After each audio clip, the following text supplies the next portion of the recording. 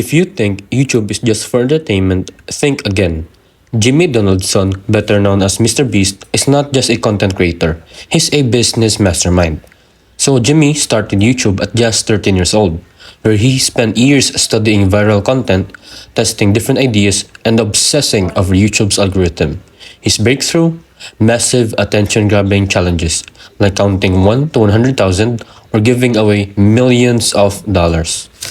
So what made him a successful entrepreneur? First is innovation, where he redefined YouTube with large-scale giveaways.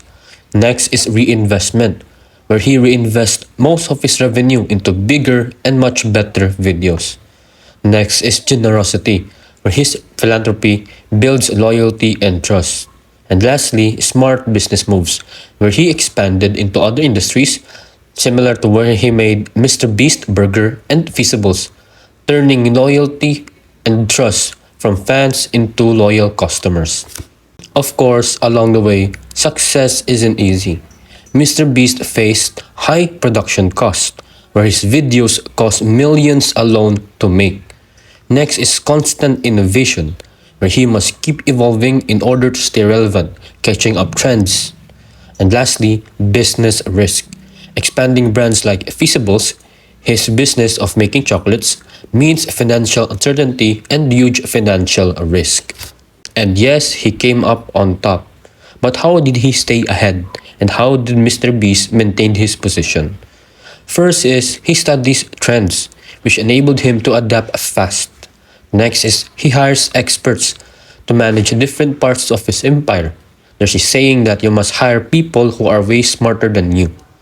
And lastly, he focused on the scale, making every project bigger than the last project. The best advices given from Mr. Beast's accomplishments and hard work with the success he made is first, work insanely hard. So success takes years of effort. It takes consistency. Next is reinvest yourself. Never be afraid to take risk, but take calculated risk. And lastly, be unique. Find your edge, find your niche, and make sure to stand out among the rest. What does it take to build a fast food empire? Edgar Injapsia II, the man behind Mang Inasal, did just that, with grilled chicken and a dream. Born in Iloilo, Philippines, Edgar Sia was just 26 years old when he took a huge risk. He dropped out of architecture school to start his own business.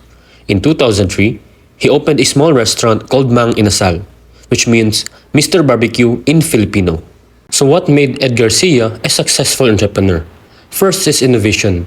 He was the first to introduce the concept of unlimited rice, a game changer in the fast food industry. Next is understanding the market. He knew Filipinos love grilled food and value affordability. Next is aggressive expansion.